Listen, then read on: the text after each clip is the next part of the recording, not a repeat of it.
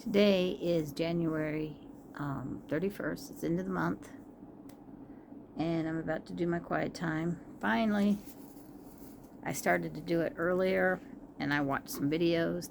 I watched 2 or 3 overviews of the book of Leviticus. And I wasn't too satisfied with them as far as what information they gave.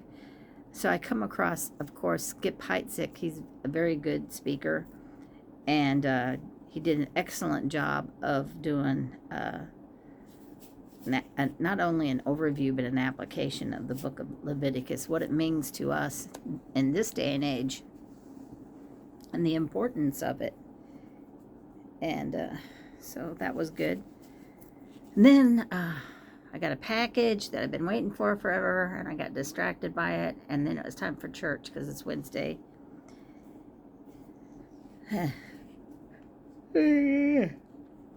And then I come home and ate a salad after church because I was a little bit hungry still. So, yeah, even though it's 10:30 at night, and I'm just now getting to it. Sorry about that. So, praying through the names of God. I use this book, Tony Evans, and I'm on page 73. The name of God I'm looking at today is Elohe, Tsadeki, I think. Tsadeki. Let me turn it up. Elohe Tsadeki. Tsadeki. Elohe Tsadeki, which means God of my righteousness. And the verse about that is Psalms 4:1. Answer me when I call, O God of my righteousness. Elohe Tsadeki. You have relieved me in my distress. Be gracious to me and hear my prayer. And it's I don't know, evening time, and the light's lower in here, and the print is small, and it's italicized, so I was having trouble seeing it. I thought it said, you have relieved me in my dreams. No, it's distress. I was like, that don't make any sense. That's because I can't see the print. So I might have a little difficulty reading this because of it being evening and a little bit lower light. In adoration to Elohe Tsadeki. Elohe Tsadeki. You are my righteous God. From you flow mercy, grace, might, and strength. In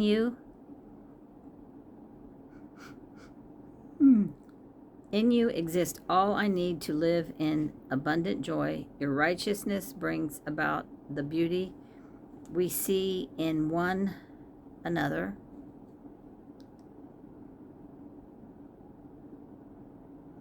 The acts of kindness, the moments of intimacy, and pure love.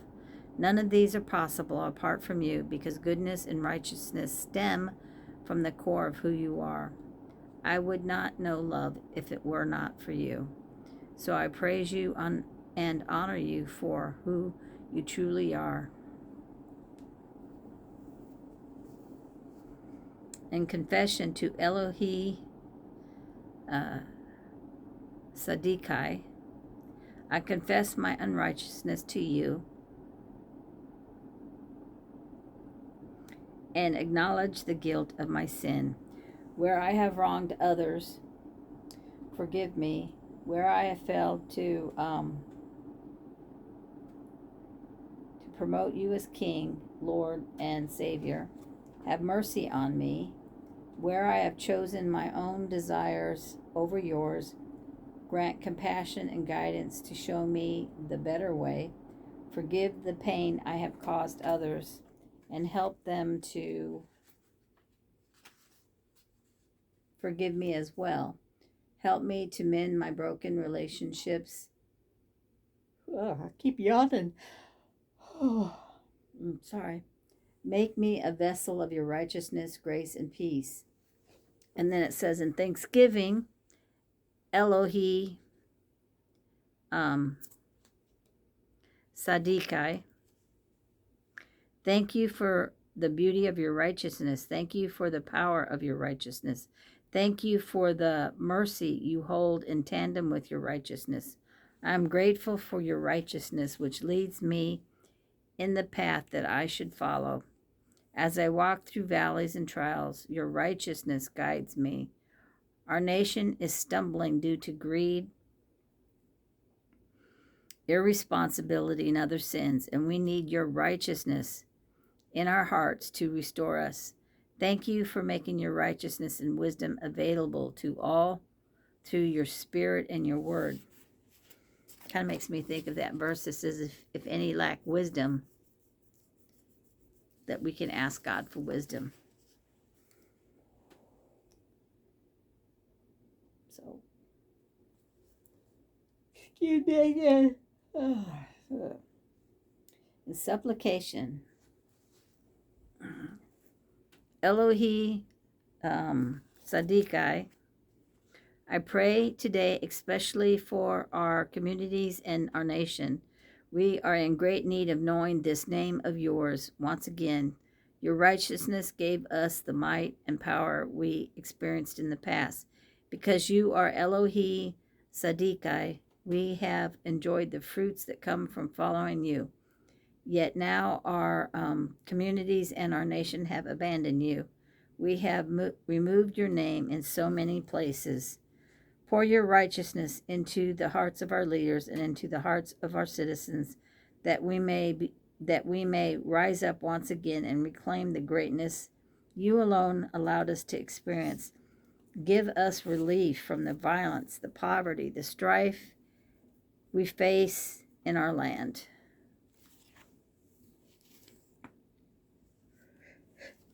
Like I said, I shouldn't wait so late, and I waited and I got sidetracked. And now I can't read without yawning, so it's probably distracting.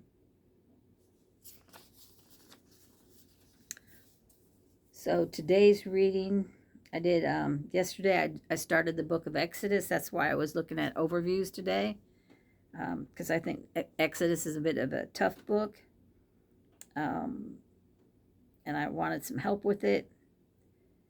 And I watched 3 different overviews, plus I watched a whole message on it. So yesterday I did the first 3 chapters of Exodus, and today I will do 4, 5, and 6. So Leviticus, I'm saying Exodus, ain't I? I don't know why I'm saying that. Yesterday I did the first 3 books of Leviticus, and today I'll do 4, 5, and 6 of Leviticus.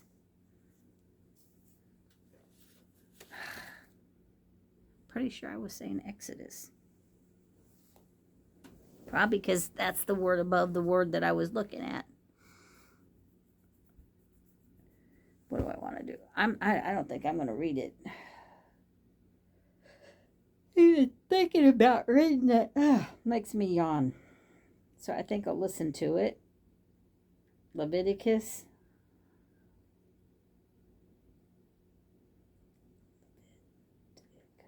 I had to think about how it's spelled.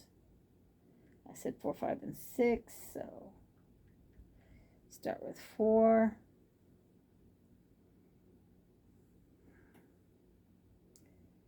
And open up another window.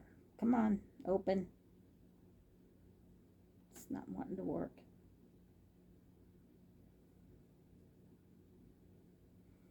Let's try this. There it goes. What was I going to do? Traumatized.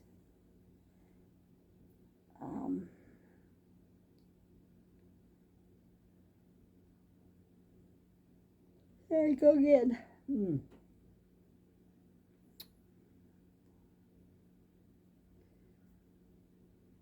Chapter 4. And the Lord spake unto Moses, saying, Speak unto the children of Israel, saying, if a soul shall sin through ignorance against any of the commandments of the Lord concerning things which ought not to be done, and shall do against any of them, if the priest do sin according to the sin of the people, then let him bring for his sin which he hath sinned a young bullock without blemish unto the Lord for a sin offering. And he shall bring the bullock unto the door of the tabernacle of the congregation before the Lord, and shall lay his hand upon the bullock's head, and kill the bullock.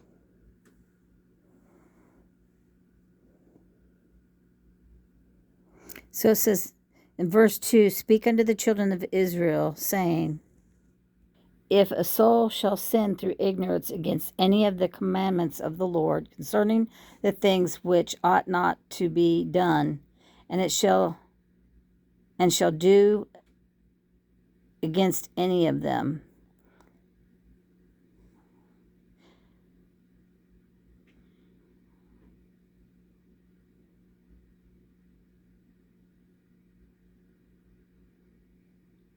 Boy, that's awkward wording. If a soul shall sin through ignorance against any of the commandments of the Lord concerning things which ought not to be done, comma, and shall do against any of them, colon.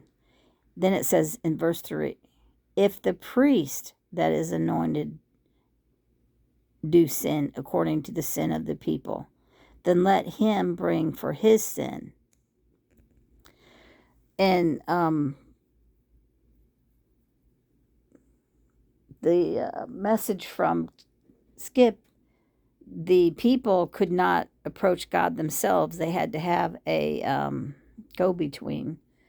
And so the priest had to deal with their own sin. And because of the importance of their office and what they did, Skip said that, they were held to a higher standard.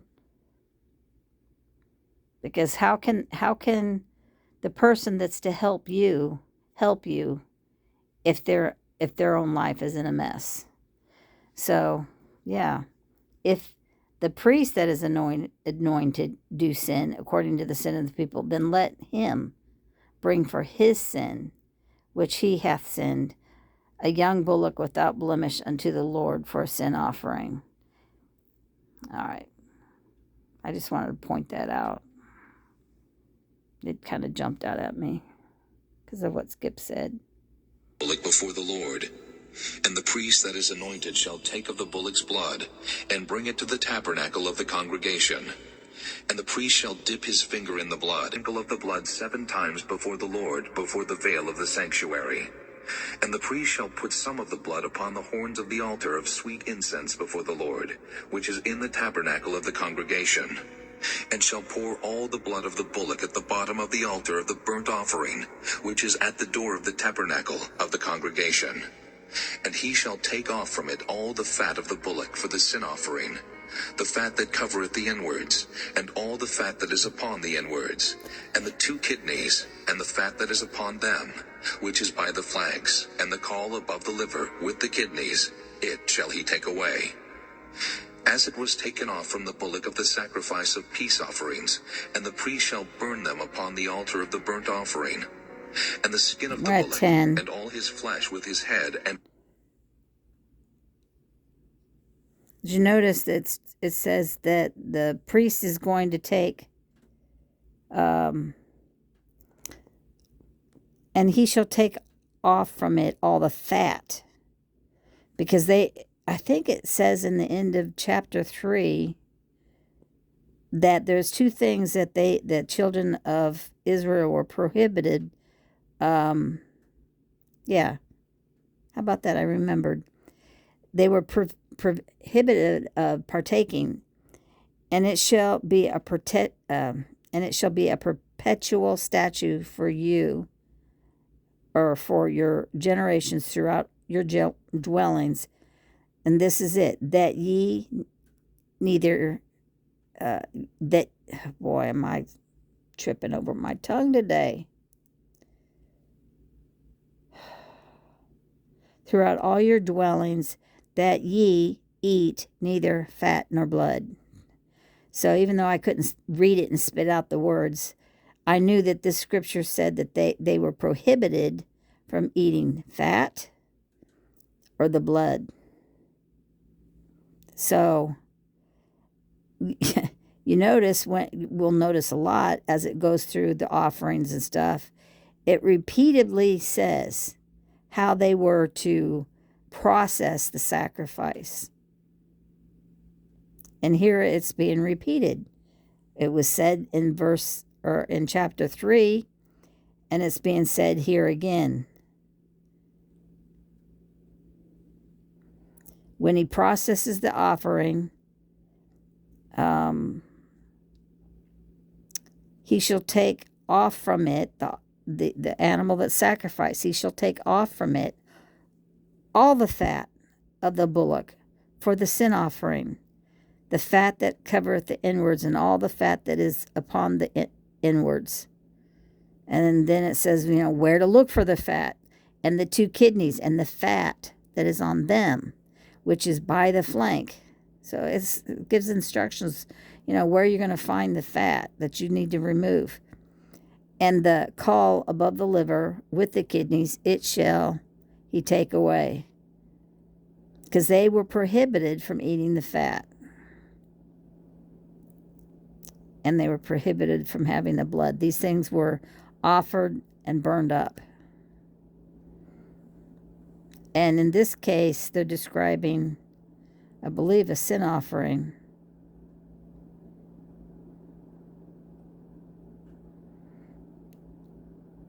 Because if it says, if the priest that is anointed do sin, then let him bring for his sin, which he hath sinned, a young bullock, without blemish unto the Lord for a sin offering. So this is the sin offering. And Skip said there was 5 different offerings. There was the meat offering, the drink offering, the burnt offering. Then there was he said the sin offering and the trespass offering. He said the burnt offering, the meat, and the drink offering were optional. But the sin offering and the trespass offering were required. So he sinned. Now he's required to bring this sin offering. And God is explaining how to process the sin offering, what to do with it. He'll bring the bullock unto the door of the tabernacle of the congregation before the Lord. He shall lay his hand upon the bullock's head and kill the bullock before the Lord. And then the priest that is appointed, or the priest that is not appointed, anointed, says anointed, shall take of the bullock's blood and bring it to the tabernacle of the congregation. So they collect the blood, and the priest shall dip his finger in the blood and sprinkle the blood 7 times before the Lord, before the veil of the sanctuary.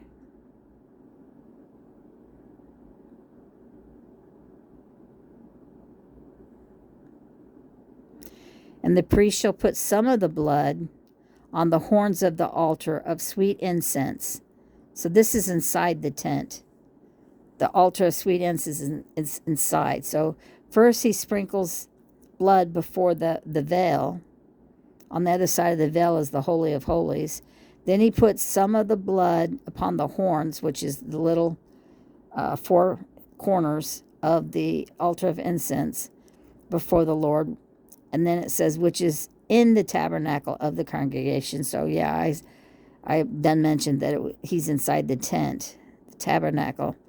And and then after he does that, he sprinkles it on the veil. Then he puts it on the 4 horns of the altar of sweet incense. And then it says, and shall pour all the blood of the bullock at the bottom of the altar of the burnt offering, which is at the door of the tabernacle of the congregation. And then, so he's collected the blood, and now he's done what God tells him to do with the blood. And now he's collecting the fat, verses 8, 9, and 10.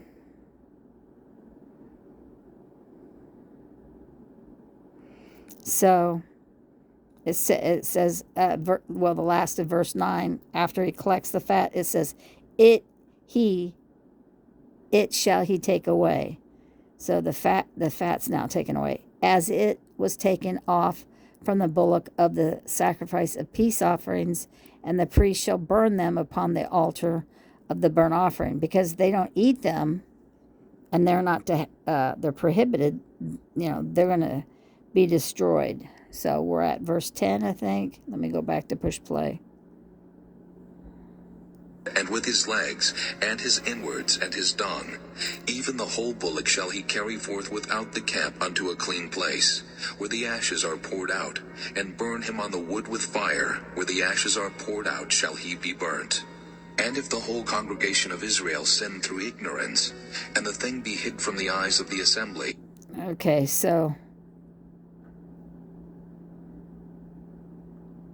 after he takes away the fat, verse 10, as it was taken off from the bullock of the sacrifice of peace offerings, so as you did before with the peace offerings, and the priest shall burn them upon the altar of the burnt offering. I believe the altar of the burnt offering is the big, what do they call it?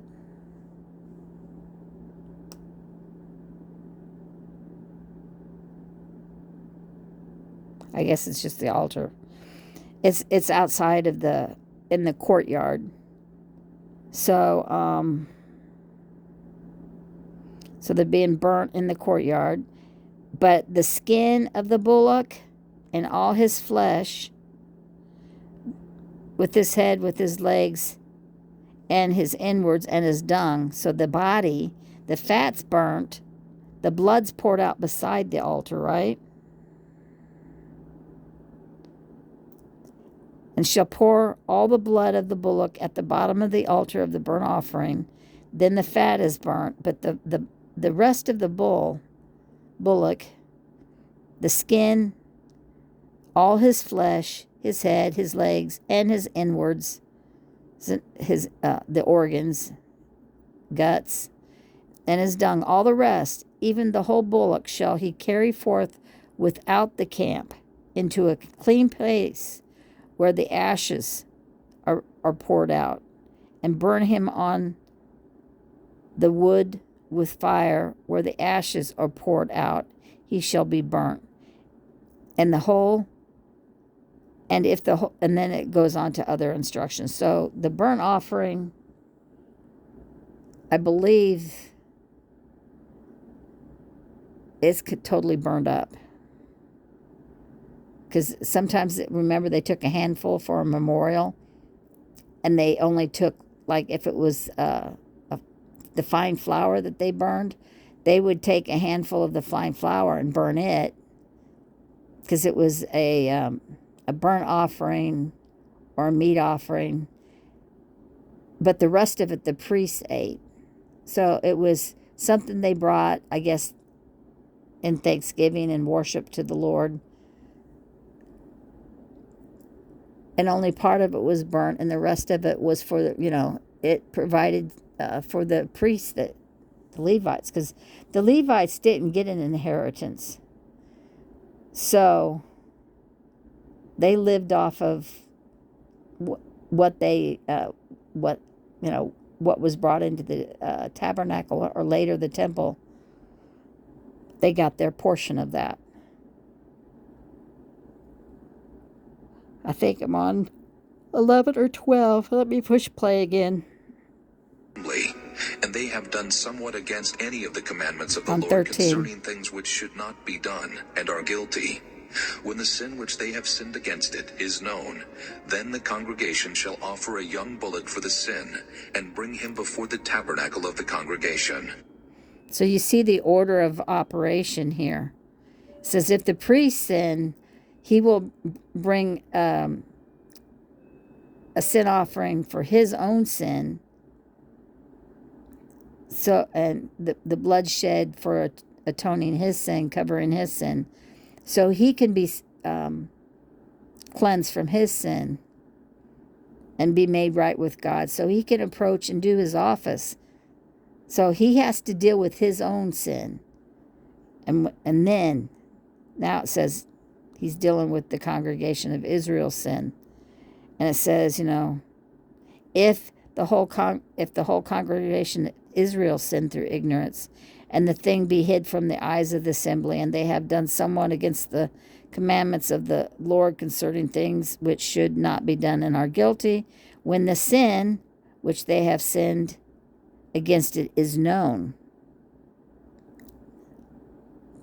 What, if they don't know about it, they don't know. But when it's known, then the congregation shall offer a young bullock for the sin and bring him before the tabernacle of the congregation. And it says, and the elders, the leaders of the people, and the elders of the congregation shall lay their hands upon the head of the bullock before the Lord, and the bullock shall be killed before the Lord. And the priest that is anointed shall bring of the bullock's blood. So just like the priest, when he sinned, the blood's collected first, and then it's going to follow what the priest did for himself. Now he's doing it for the congregation. And the priest that is anointed shall bring of the bullock's blood to the tabernacle of the congregation. And it's going to say, this is why Leviticus is a tough read, because it's repetitive. Because as the priest did this for himself, now he's doing it for the congregation. And the priest shall dip his finger in some of the blood and sprinkle it 7 times before the Lord, even before the veil. And he shall put some of the blood upon the horns of the altar before the Lord that is in the tabernacle of the congregation. And then the next thing is, and shall pour out all the blood at the bottom of the altar of the burnt offering, which is at the door of the tabernacle of the congregation. And he shall take the fat. See, first the blood, now the fat. He shall take all his fat from him, and burn it upon the altar. And he shall do with the bullock as he did with the bullock for a sin offering. So shall he do with this. And the priest, first the priest had to deal with his sin. Now the priest is going to do something for the congregation. He's taken the blood, he's taken the fat, and he's burned all this. And then it says, and he shall, so shall he do this, and the priest shall make an atonement for them, and it shall be forgiven them. So he had to make an atonement for his sin, so his sin could be forgiven him, so he could be clean, so he could do service for the congregation. And then what's left of the sin offering, and he shall carry forth the bullock without the camp and burn him as he burned the first bullock. It is a sin offering for the congregation. So first we're hearing about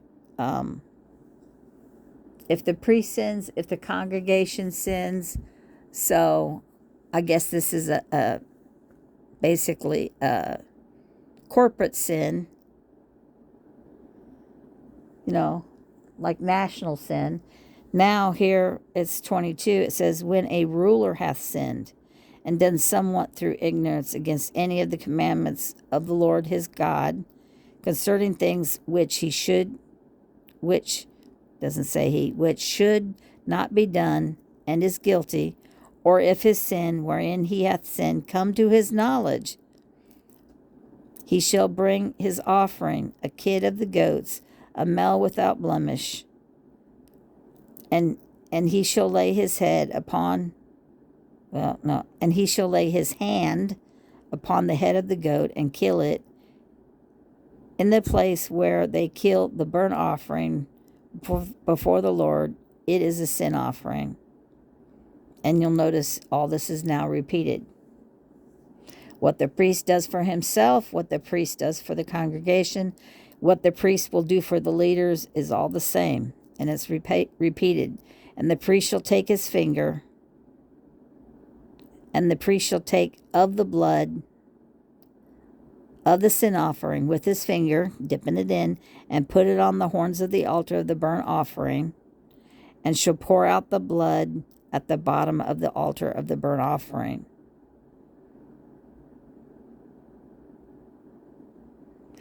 And he shall burn all his fat upon the altar, as the fat of the sacrifice of the peace offerings, and the priest shall make an atonement for him as concerning his sin, and it shall be forgiven him.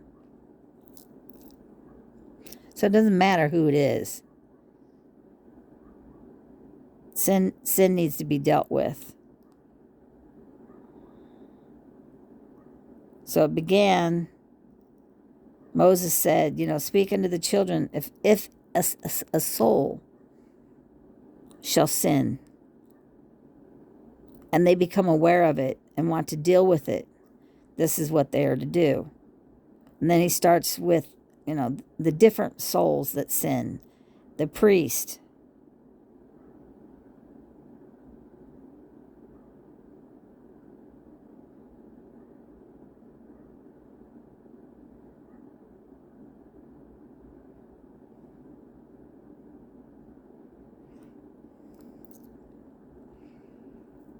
Yeah, just seeing if it mentions the same things, but some of the words are different. But basically, it's the same.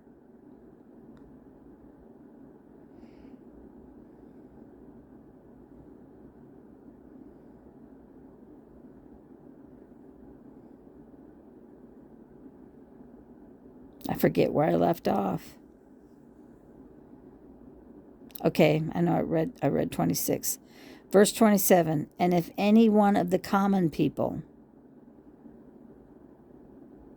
so this is individual sin, if any one person of the common people sin through ignorance, while he doeth somewhat against any of the commandments of the Lord concerning things which ought not to be done, and be guilty, or if his sin which he hath sinned come to his knowledge, then shall he bring his offering, a kid of the goats, a female without blemish, for his sin which he hath sinned. And he shall lay his hand upon the head of the sin offering, and slay the sin offering in the place of the burnt offering. And the priest again shall take of the blood thereof with his finger, and put on the horns of the altar of the burnt offering, and shall pour out the blood thereof at the bottom of the altar, and he shall take away all the fat thereof, as the fat is taken away from off the sacrifice of peace offerings, and the priest shall burn it upon the altar for a sweet savor unto the Lord, and the priest shall make an atonement for him, and it shall be forgiven him.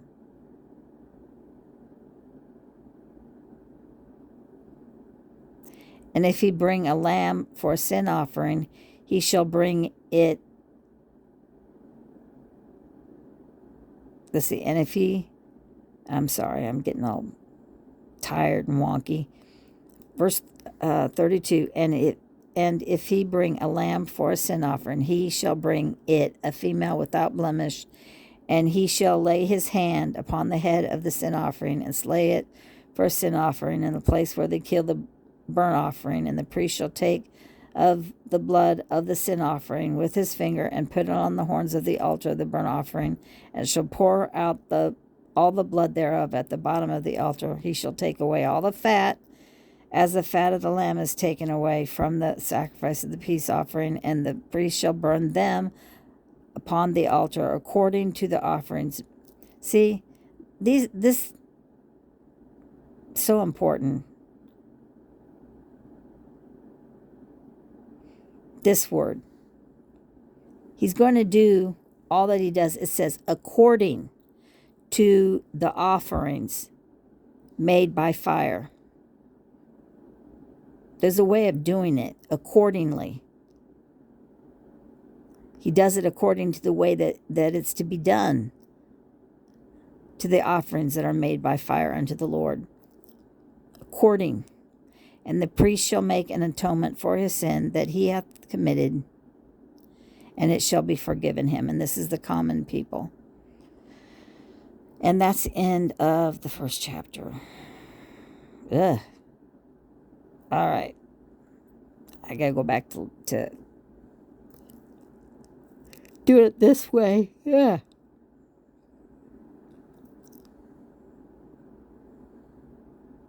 Because I keep tripping over my tongue. Chapter 5.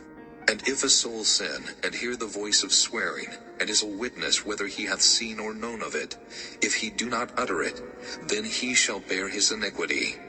Or if a soul touch any unclean thing, whether it be a carcass of an unclean beast, or a carcass of unclean cattle, or the carcass of unclean creeping things, and if it be hidden from him, he also shall be unclean and guilty. Or if he touch the uncleanness of man, whatsoever uncleanness it be, that a man shall be defiled withal, and it be hid from him, when he knoweth of it, then he shall be guilty.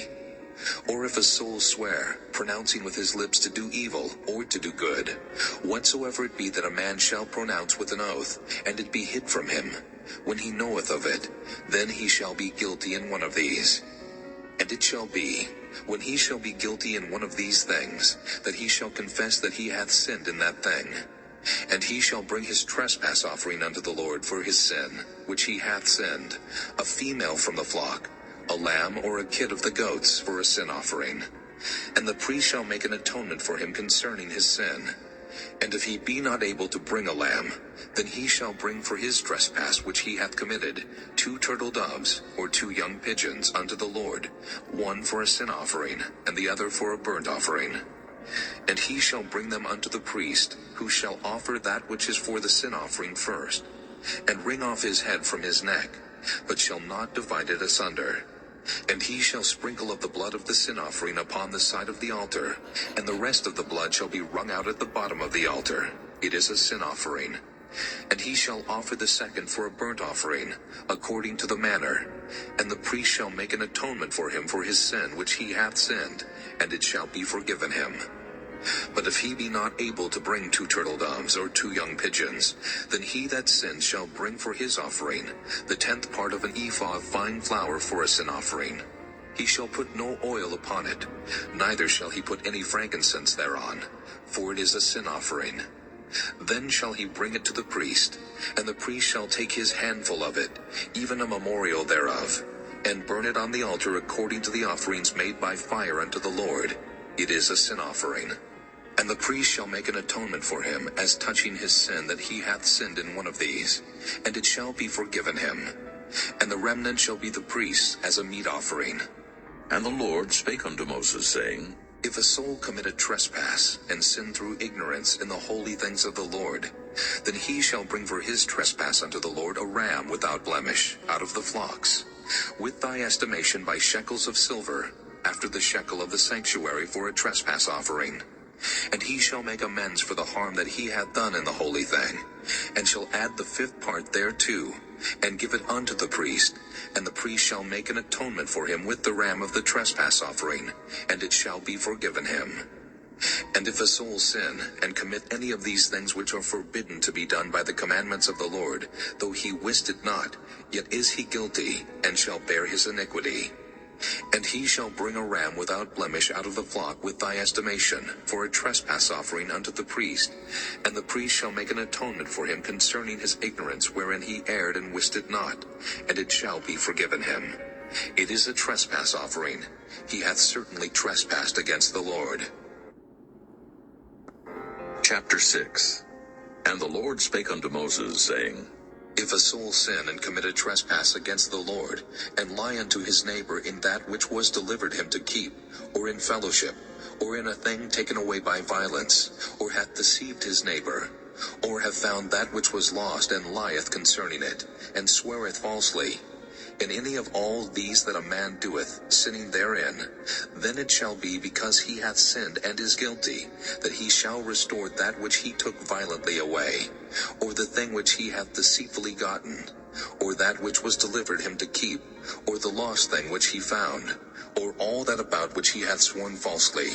He shall even restore it in the principal, and shall add the 5th part more thereto, and give it unto him to whom it appertaineth in the day of his trespass offering. And he shall bring his trespass offering unto the Lord. It says if a person hurts someone here, right? It's talking about if you do something that causes someone loss or causes someone damage. It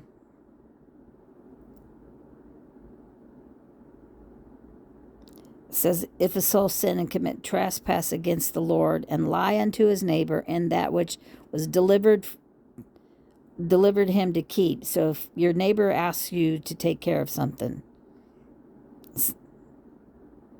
something happens to it.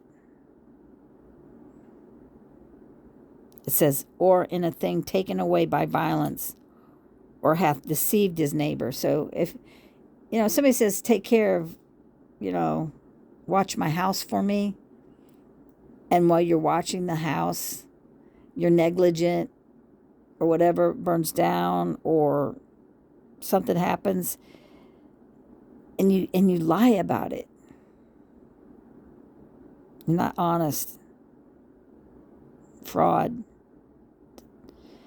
So, and then it says, or found that which was lost. So you find somebody's wallet, and you open it up, and there's the name in there. So you can return it to the owner. It's not just money. You have no idea whose money it is. And then the thing is, it says, you found that which, and lieth concerning it, and sweareth falsely. So not only have you not given back that which is lost, but, when you're asked about it, you lie about it, and you swear, you're bearing a false witness. It says, he shall restore that which he took violently away. The thief will give it back. He shall restore that which he violently took away, or the thing which he hath deceitfully gotten. Somebody gives you something, and you go, I can't give it back to you because it's lost, but you're lying. You just decided to keep it. So it says, you will restore it, or that which was delivered to him to keep, or the lost thing which he found. Whatever happens, but this is talking about personal property. You cause someone to lose their property, you take their property, you find their property, you get it's theirs, you give it back. It says, he shall restore. And then it says, or that which he hath sworn falsely, he shall even restore it in the principal. So whatever you took, you will give it back. And then it says, and shall add a fifth part more. So not only do you have to give it back, but now because you've sinned, you've got to pay damages. Sounds a lot like tort law. There's punitive damages, and shall add the fifth part more to it, and give it unto him whom it appertaineth in the day of his trespass offering. This is what you do. You restore what, make restitution for the wrong done, and then you pay the damages in the day of your trespass offering. And he shall bring his trespass offering unto the Lord, a ram without blemish out of the flock, with thy estimation, for a trespass offering unto the priest. And the priest shall make an atonement for him before the Lord, and it shall be forgiven him for anything of all that he hath done in trespassing therein. To be forgiven the trespass has to be undone. You can't be a thief and keep what you stole and then say, God, forgive me. And expect to be forgiven. But then, what if you don't have it anymore? Then you've sold it. Then you've got to give him the value of it and a fifth part more. And all this will be decided by the priest. And you follow their judgment. What's the value of what you've taken? You've got to restore what you stole, what you took, what you lost, what you lied about. You got to restore it. And you've got to pay punitive damages. And then you have to bring an offering. So, what's the end of all this? Sin is costly. It's costly to yourself.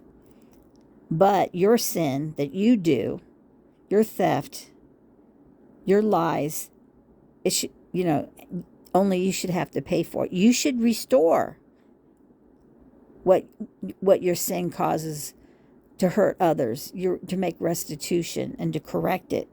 And then you can go to God in what it says here and make an atonement. And then it'll be forgiven him.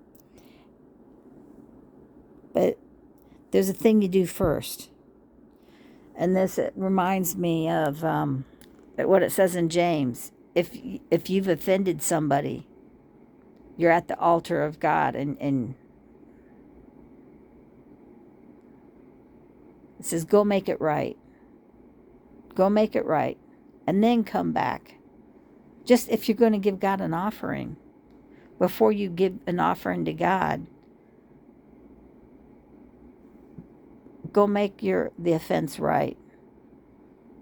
Restore what's been restore the damages that you damaged someone. Pay them.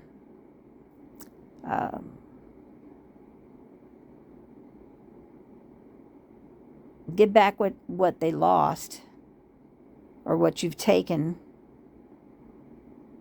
And that's just the principle. But there's interest on a sin. If you steal $10 from somebody, you got to give them their $10 back. But then God says, and more, because you've hurt them. You've broken trust. You've broken fellowship. And to be really sorry, you're just giving them, when you give them back what is theirs, that's where they were before you sinned against them. But that doesn't correct the hurt. The hurt is why you give the fifth part more. You've got to make restitution. So you've got to pay for the hurt and the harm and the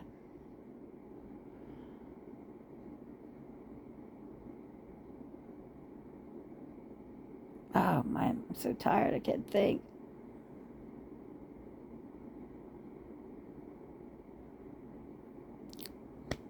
The word's not coming to my mind.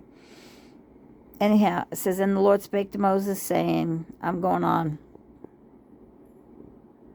And the Lord spake unto Moses, saying, command Aaron and his sons, saying, this is the law of the burnt offering. It is the burnt offering because of the burning upon the altar all night unto the morning, and the fire of the altar shall be burning in it.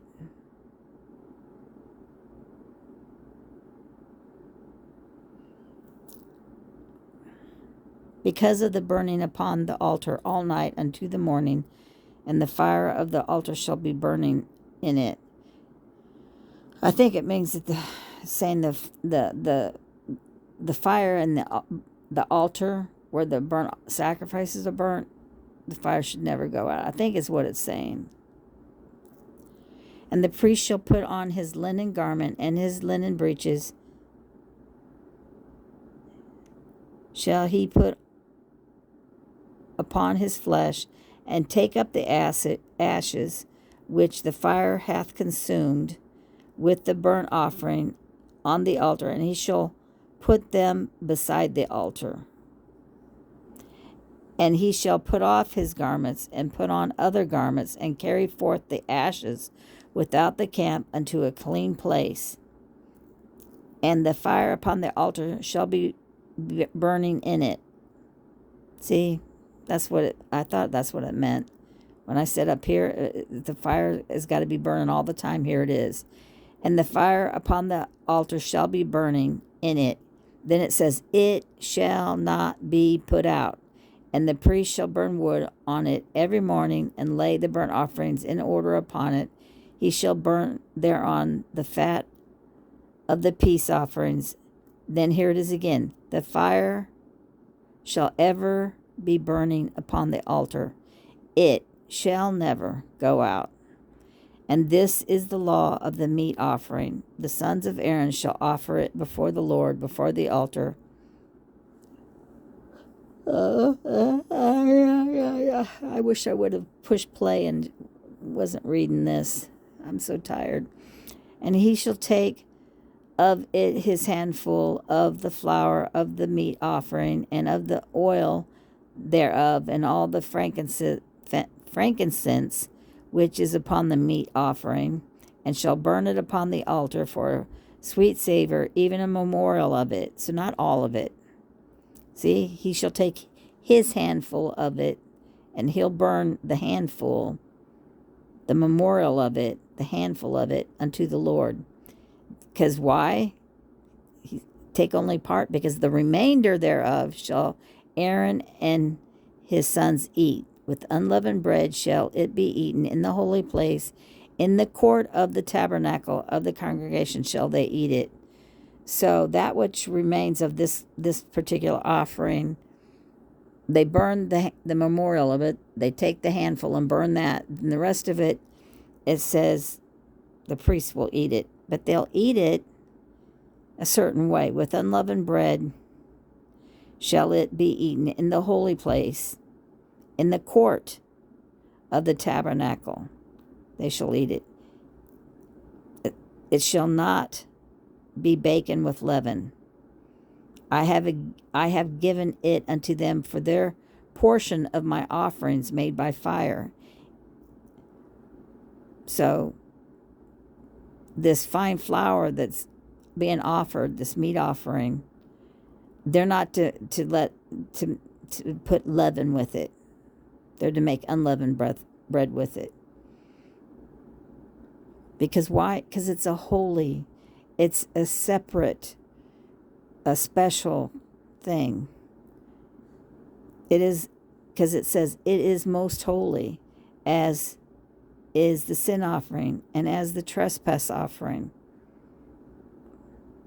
Who's going to eat this portion? All the males among the children of Aaron shall eat it. It shall be a statute forever in your generations concerning the offerings of the Lord made by fire. Every one that toucheth them shall be holy. So remember, in the previous chapter, the priests have to always deal with their sin first, and then they can do the service of God.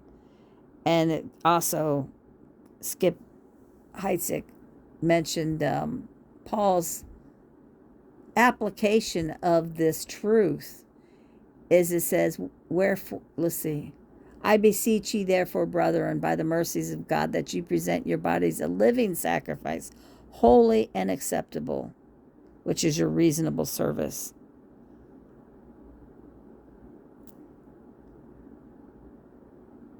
So, and how many people think of this? When we go to church and do anything, wow. The order of service maybe needs to change. First thing we need to do when we walk into the church is, we're there to worship. We're there to study the Bible. We're there to assemble ourselves. The very first thing we should do is examine ourselves and have a personal time. I guess maybe the church expects us to think of this and do it at home, but it just occurred to me. Even if you're going to church, like when we have these, people go there to mow the lawns, people go there to do the periodic cleanups.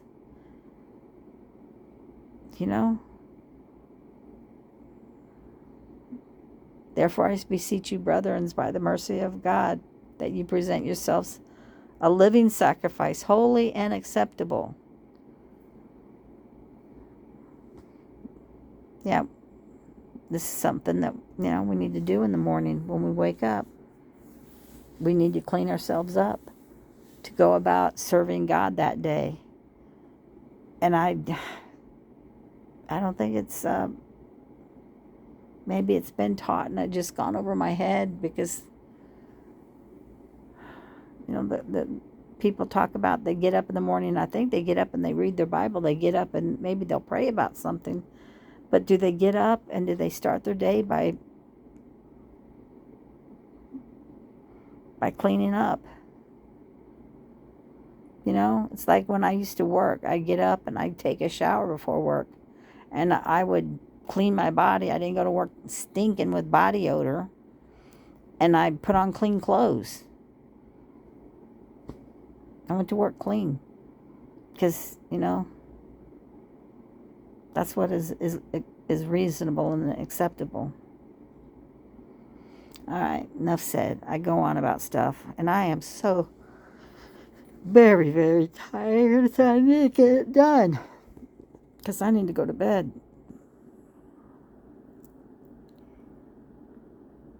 So afterwards, these priests have been sanctified, and now they're making atonements and offerings for the other people in the office of priesthood, and now they're sitting around and they're having a meal that's holy.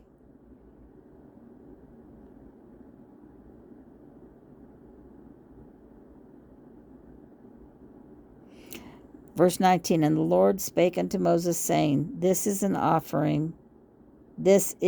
offering of Aaron and of his sons, which they shall offer unto the Lord in the day when he is anointed.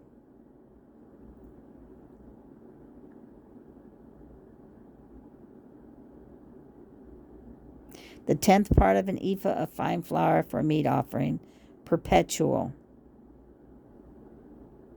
Half in the morning, and half thereof at night.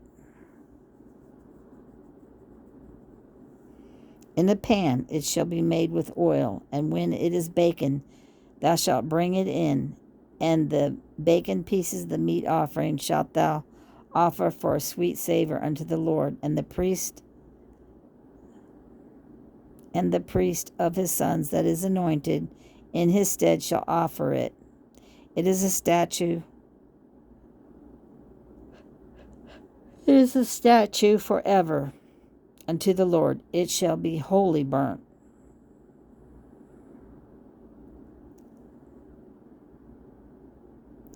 For every meat offering for the priest shall be wholly burnt. It shall not be eaten. And the Lord spake unto Moses, saying, Speak unto Aaron and to his sons, saying, This is the law of the sin offering. In the place where the burnt offering is killed, shall the sin offering be killed before the Lord. It is most holy.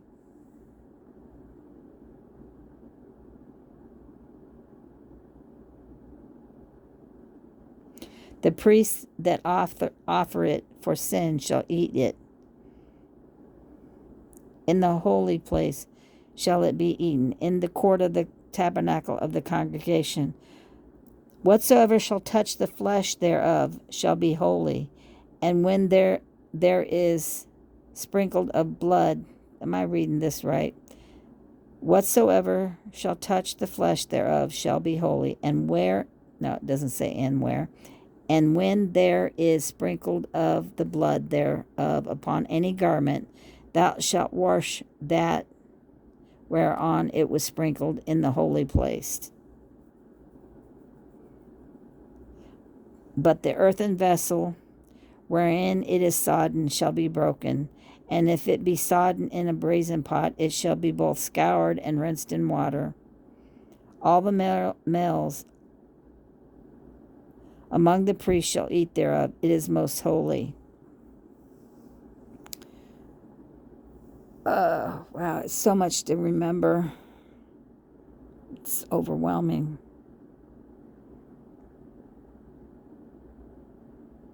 All the males among the priests shall eat thereof. It's most holy. Oh, I'm done.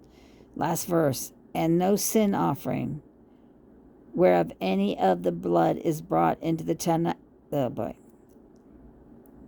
and no sin offering, whereof any of the blood is brought into the tabernacle of the congregation to reconcile withal in the holy place shall be eaten. It shall be burnt in the fire. Okay, I'm finally done. Yeah. Oh, now I ain't gonna remember this stuff because it's just so much to remember. But certain offerings, they eat, and it's part of their sustenance as priests of God. They burn a handful of it, and the rest they eat. But some of the offerings have to be utterly burnt, and they are not eaten. And what is what, and when is which, and what and what. They had to learn it, and yeah. Since I'm so tired, I can barely think about these things. But yeah, I shouldn't have gotten so sidetracked. But like I said, I didn't not spend time thinking about God today. I woke up and I decided to do the overview. I did 3 of them. 3 different overviews of the book of Leviticus, which were very varied in length, but like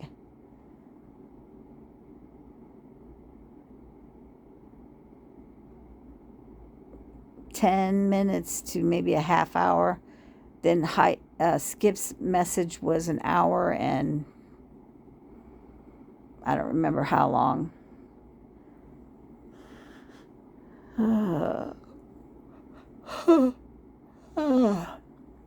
But yeah, I didn't put it first. I procrastinated. I had to get around to it today, and I'm paying for it. I'm trying to do it when I'm really, really tired. I do this so much.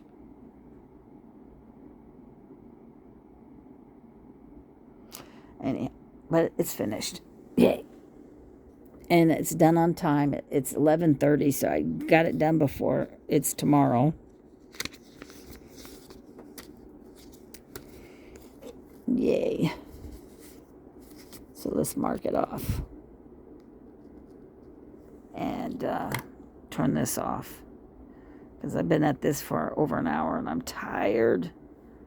I still have to take my last of my pill pack. But I think the reason why I'm so tired is I started taking my medications.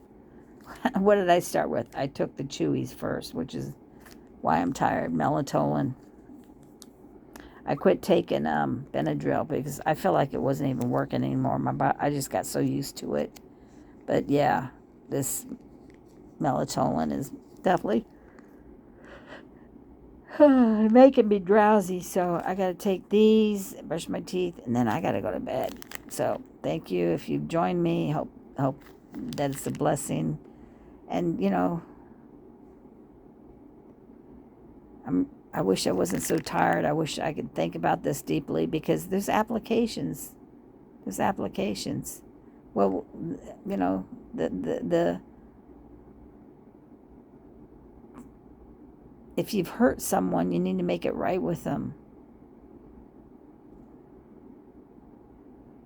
And not say, well, I'm going to ask God to forgive me, but I have no intentions of making the rights wrong. Making the wrongs right. I said it backwards. And then also it said,